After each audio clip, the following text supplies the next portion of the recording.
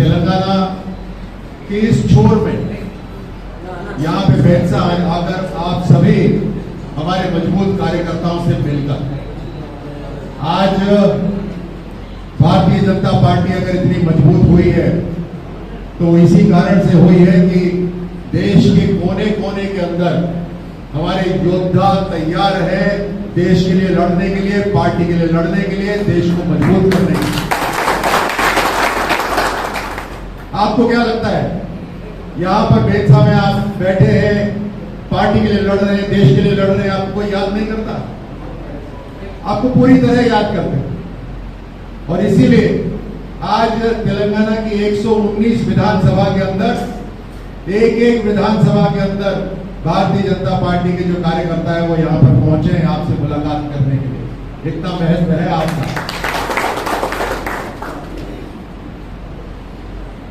आपने लड़ाइयां यहां लड़ी है, मुझे उसका पता है। आपकी लड़ाई यहां पर जारी है, ये मुझे पता है। और इसीलिए अपनी बात शुरू करने से पहले मैं सभी अभी अपने उन कार्यकर्ताओं को याद करता हूं जो आज हमारे साथ नहीं रहे, उनको मैं नमन करता हूं। आपके साथी, हम कभी अपने साथियों को नहीं भूलेंगे। और भारतीय जनता पार्टी की एक सरल फिलॉसफी है, बड़ा सरल सिद्धांत है। मैं 2014 में भारतीय जनता पार्टी में आया। मेरा परिचय जो दिया जा रहा था उसमें शायद ये कहा गया कि मैं 26 साल भारत की सेना में रहा, 16 साल की उम्र में भारतीय सेना में चला गया था।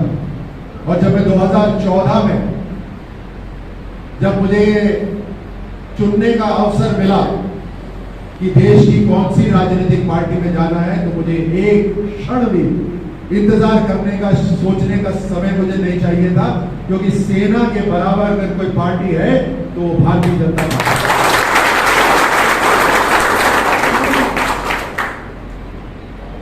भारत की सेना सरहद पर पूरे देश की रक्षा करती है और भारतीय जनता पार्टी का कार्यकर्ता देश के कोने कोने में रहकर अपने पसीने से, खून से भारत को और मजबूत करता है, भारत की जड़ों को मजबूत करता है।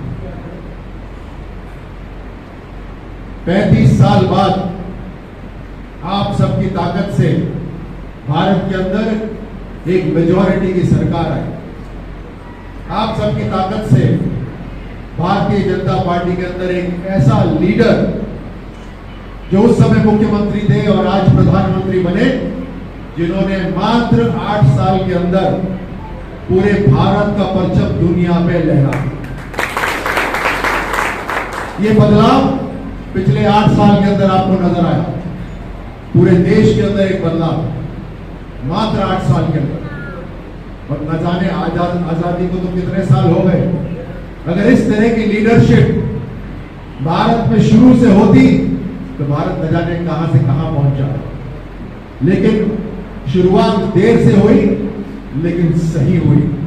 और अब जो हमने प्रगति की राह पकड़ ली, अब हमने तेज गति की रफ्तार जो पकड़ ली है, उससे हम रुकने वाले नहीं है, हम पीछे नहीं हटने वाले। इस देश के अंदर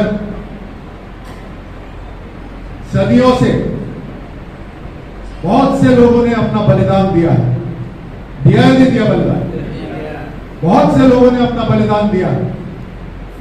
ये आज जो हमारा जीवन है, आज जो हम खुले आसमान में सांस ले रहे हैं, हमारी संस्कृति, हमारा धर्म, हमारा इतिहास जो भी जिंदा है, वो कहीं ना कहीं हमारे पूर्वजों ने बलिदान दिया। दिया कि नहीं दिया? उन्होंने बलिदान दिया, इसलिए आज हम यहां पर हैं। तो हमारी आने वाली पीढ़ी भी ये चाहती है कि हम भी इस देश के लिए कुछ बलिदान दें, ताकि ये देश, हमारे आने वाली पीढ़ी, हमारे बच्चे एक खुले आसमान में सांस ले सके, एक मजबूत भारत में अपनी परवरिश कर सके। और आज जो बलिदान के रूप में हमारी जान कोई नहीं मांग रहा। प्रधानमंत्री मोदी जी ने आपसे कहा था ना शुरू में, हम जिए तो भारत के लिए जिए। हमारा जो समय है वो अपने देश की प्रगति में लगे, अपनी समाज की प्रगति में लगे, अपने शहर की प्रगति में लगे।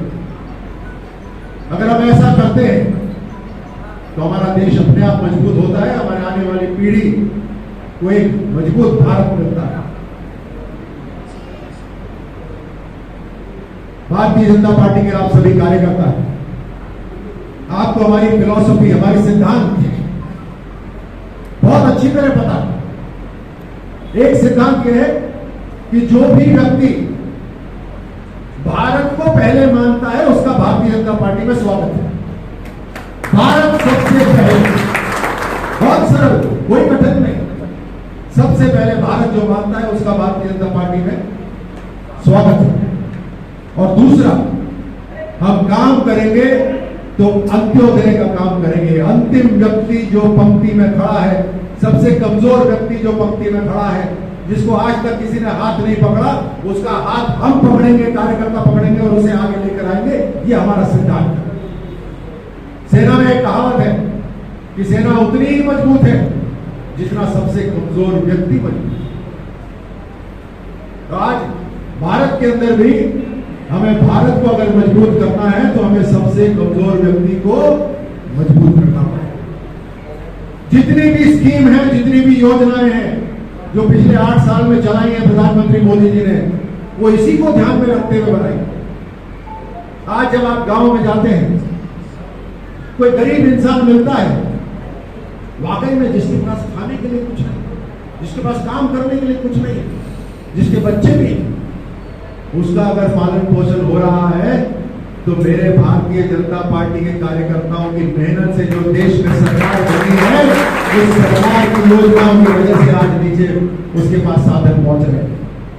पिछले 2.5 साल से 80 करोड़ आबादी को मुफ्त राशन पिछले 2.5 साल से मिल रहा है। मिल रहा है, नहीं मिल रहा? प्रधानमंत्री मोदी जी ये यकीन कर रहे हैं कि नीचे नीचे तक राशन पहुंचे। आपके तेलंगाना के अंदर मैंने सुना है कि प्रधानमंत्री आवास योजना नहीं है, लेकिन राजस्थान के अंदर जहां से मैं आता हूं, हर गांव के अंदर कम से कम नहीं तो 50 लोग ऐसे हैं जो पिछले 8 साल के अंदर ये कह सकते हैं कि हमारे पास खुद के सर के ऊपर छत नहीं होती थी और आज छत है, अपना खुद का बंगला है। बहुत लोग ऐसे हैं जिनके मकान के सामने उनका पुराना घर, छप्पर वाला घर, जिसमें बारिश के अंदर पानी आ जाता था। 5-5, 6-6 लोग एक ही कमरे में रह रहे थे, लेकिन आज उसके छप्पर के सामने एक मजबूत वरांडे के साथ छत बनेगी और पक्का मकान बना। आप ऐसे लोगों से मिलते होंगे जिनके पास नौकरी नहीं है लेकिन बीमारी है। तो जैसे जैसे उम्र बढ़ती है बीमारी होती है। 50 करोड़ हिंदुस्तानियों के लिए प्रधानमंत्री मोदी जी ने आयुष्मान भारत की योजना शुरू करी, जो 5 लाख रुपए का मुफ्त इलाज प्रति वर्ष करा सकते हैं ऐसे 50 करोड़ आदमी। अब मुझे आप ये बताइए, आप सबसे मैं सवाल करता हूं कि कोई जो मरीज है, कोई बीमार है, उसके साथ राजनीति करनी चाहिए क्या? लेकिन आपके तेलंगाना के अंदर उसके साथ भी राजनीति हो रही है। आयुष्मान भारत तेलंगाना में मैंने सुना नहीं है। वो गरीब इंसान जिसके दिल की बीमारी हो या किडनी की बीमारी हो, उसके साथ राजनीति हो रही है। न जाने कितने लोग इसी के कारण उनकी मृत्यु हो गई होगी, सिर्फ राजनीति के कारण मृत्यु।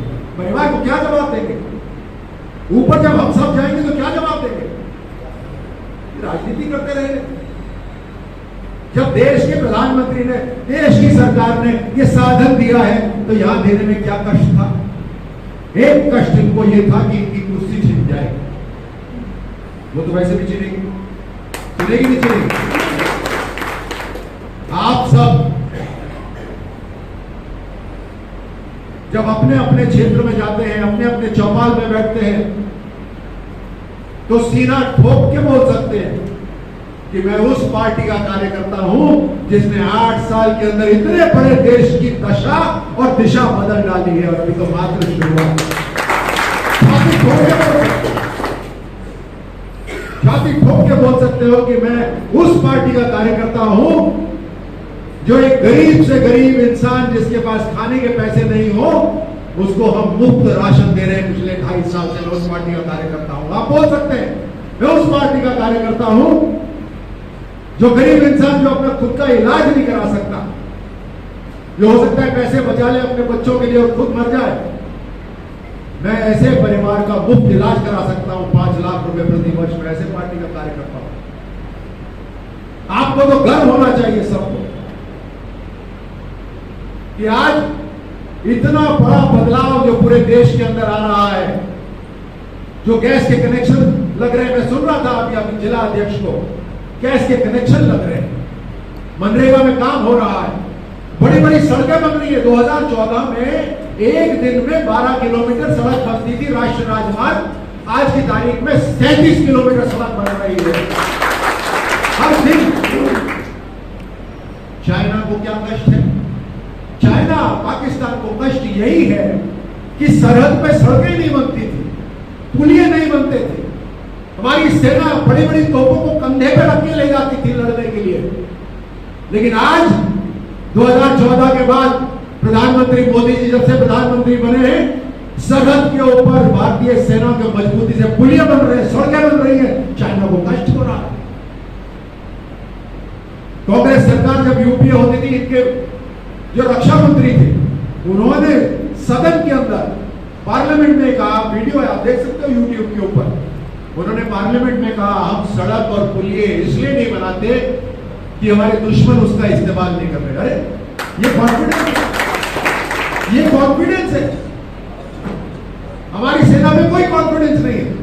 प्रधानमंत्री मोदी जी ने कहा मुझे अपनी सेना में कॉन्फिडेंस है, मैं पुलिये बनाऊंगा, सड़क बनाऊंगा ताकि अगर जरूरत पड़े तो हमारी सेना वहां पर चली जाए। ये कॉन्फिडेंस होना चाहिए। पूरे 8 साल में बदलाव हो रहा है। जब रूस और यूक्रेन का युद्ध चल रहा है, वहां से 26,000 नौजवानों को भारत निकाल के लेकर आया है 116।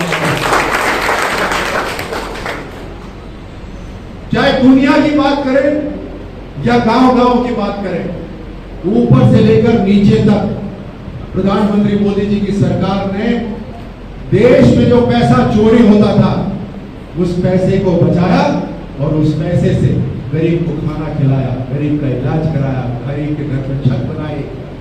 ये काम कराया आपने मजबूती करके। तो जब आप जाते हो चौपाल में बैठते हो और बात करते हो, सीना ठोक के बोलिए कि ऐसी पार्टी को वोट देना है जो वाकई में आने वाली पीढ़ी के लिए भारत को मजबूत बना रहे हैं। अब ये कैसे करेंगे? आपको मैंने शुरू में बोला आप भारतीय सैनिक की तरह हैं पार्टी के लिए, देश के लिए। तो फिर योजना से काम करेंगे नहीं करेंगे? वो योजना बना के काम करेंगे ना, क्योंकि हम प्लानिंग से काम करते हैं, हम अनुशासित पार्टी के कार्यकर्ता। तो योजना से जब काम करते हैं तो हमें इतने बड़े देश को अलग अलग मोर्चों में बांटना है। अलग अलग मोर्चों में बांटकर हमें नीचे बूथ तक आना है। जब एक बूथ के ऊपर तकरीबन 1000 वोट होते हैं, इतने ही होते हैं तकरीबन 1000 वोट, 1000 वोट को संभालने के लिए जब हमारे कार्यकर्ता जो यहाँ पे मंडल अध्यक्ष बैठे, हमारे मोर्चा के अध्यक्ष बैठे, नीचे तक अपनी टीम बना ले। हर बूथ के ऊपर हमारी टीम होनी चाहिए और उस टीम का ये मिशन होना चाहिए कि उस बूथ में ज्यादा से ज्यादा युवाओं को जोड़े, ज्यादा से ज्यादा महिलाओं को जोड़े। उसमें पूर्व सैनिक कौन है, उसमें सरकार के पूर्व अधिकारी कौन है, उसमें मंदिर के पुजारी कौन है, उसमें डॉक्टर कौन है, नर्स कौन है।